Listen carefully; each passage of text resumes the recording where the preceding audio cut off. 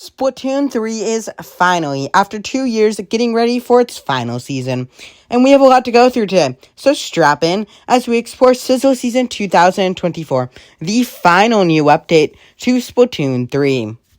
First up, the trailer starts off with an upbeat pop-punk song in what appears to be a rail station in Japan, continuing on with the travel theme from Marlin Airport. We then see some Inklings jumping around, and oh my, that t-shirt is back, which is awesome. I love that t-shirt from Splatoon 1. We then go back to seeing more of the rail station, and a name is introduced, Lemuria Hub. The stage looks awesome. As someone who is interested in travel, I absolutely love the theme. Now, I do wonder something, if the trains going through the station will have anything to do with the actual gameplay. As we can see in this trailer, wires go down to block people from going into the tracks when there's no train there.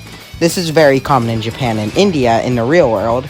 Now, my question is, will we be able to jump through these wires to get through special places? If so, I think that would be really cool. Now, to be able to see areas that you need to jump to as a squid, but are blocked off while a train is going through or stopped, that would honestly be awesome. Or other areas that you can only get to by hopping on a stopped train at the station. These are all very cool ideas I have that I really hope are gonna have ended up being worked into the station. Anyways, shortly after, we zoom to a pink team who are wielding a new umbrella, Bamboozler, and Heavy Edit, and what appeared at first for me to be new Tetra Dualies, but we'll get back to that later. Before scrolling back and seeing these sliders, reminding me a lot of Furler in the Ashes from Splatoon 2, like a lot, absolute deja vu. Hey. And that was a shifty station, just like this, like this train station. Anyways, we move on to the green team, who are wielding a custom Heavy Edit and a new range blaster, which we quickly then head on over to Scorch Gorge and see Veronica, who is now a he/him apparently, holding what appears to be a combination of a bow and a splatling. I may not use either of these weapons, but this is just awesome. I truly love this. I will probably sparingly, if at all, use it, but it is still really awesome to me. And we see some other bows before seeing he/him Veronica jump up and show off the brand new weapon, naming it the Wellstring V, or 5, I don't know. That being said, I'm proud of Veronica's transition. Moving back on, we see some gameplay, of which makes me absolutely fall in love with this weapon, and definitely changing my opinion from what I just said moments earlier. The weapon is so beautiful in this way that I can just charge up and fire like a normal bow, but can also do long-range power shots after charging up, like a splatling. And after seeing this, my mind is somewhat changed. I might actually try to use this. I mean, I probably won't be that good, but it really looks fun, and honestly, I would really love to use it. Anyways, we see it zoom back, and then we see these green people get exploded, including the one who's wielding this interesting weapon. Well, then we move on to see this new weapon. We can assume that this is a Splatana, and then we get to see this new weapon in action. Now, this looks like a very rapid Splatana as compared to the other two. It looks like to me that it seems to prefer rapid slashes over charged, with even its charged slash being rapid in of itself. We can also see that these are not in fact Tetra Dualies, but rather a brand new Dowser Dualies. That is, before the Heavy Edit and Dowser Dualie user gets splatted, and we go back to Wahoo World, the home of the very first Big Run and a certain timer, and we can see former Big Run stages from the past, with an advertisement that Big Run is coming, which to me could either mean one of two things. Either A, it is a final fest of Big Runs, or B, it is a replay mode for previous Big Runs. Either of these I'd be fine with, although I prefer both of them.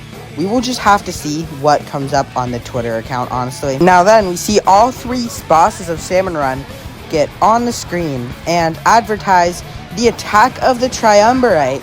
Now, this seems to be a fun mode, but a very hard mode, where you can fight all three of these bosses at once. And honestly, it looks very tough, but very fun to me. Back to an overhead view now, as the trailer comes to an end, with a release date on the 1st of June. We also see, whatever this is, a jelly-looking directly into your sun after the end of the trailer. I really don't know what to make of this, but comment what you make of it. Overall, this looks like a very good season. However, I still do feel a bit empty. With only 2 kits per weapon, I just feel like it is not as much as we should have gotten. I really hope that we will receive another year of service, but it honestly feels just like a distant dream at this point, considering that it is confirmed that the Switch 2 is in development already. And we would probably just want some waiting time in between games as well. I will make a video later on about my thoughts about Splatoon 3 as a whole once the Final Fest concludes, but for now, I'm just wondering if we got all that Nintendo had to offer. Sure, we have a game and all, and plenty of weapons, but we have no third kit. We have plenty of stages, but we didn't start getting any variety in the stages past the Tetris block phase until over a year after the release of the game. We have 3 different overworlds, but we cannot truly explore outside of them, and other than the main first overworld that you get without any DLC, they're pretty two-dimensional overworlds.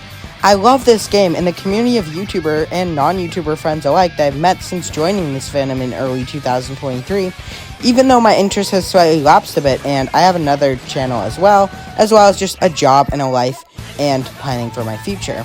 But despite that, I still love this game, and it's still brought in so much to me. And I still play it occasionally, so I'm still very interested in what happens, and it just makes me a bit sad that the game is ending like this. When Splatoon 2 got new, unique, amazing stages pretty much once a month for 20 months after the game came out, and got new kits literally constantly. Well, that being said, thank you for watching. I'm slowly returning to the Splatoon YouTube space on this channel, and I plan to continue uploading videos on this channel relating to Splatoon as well as some other Nintendo games, as well as some con vlogs. I also plan on making creative Splatoon related things that slightly intersect with my other interests as well.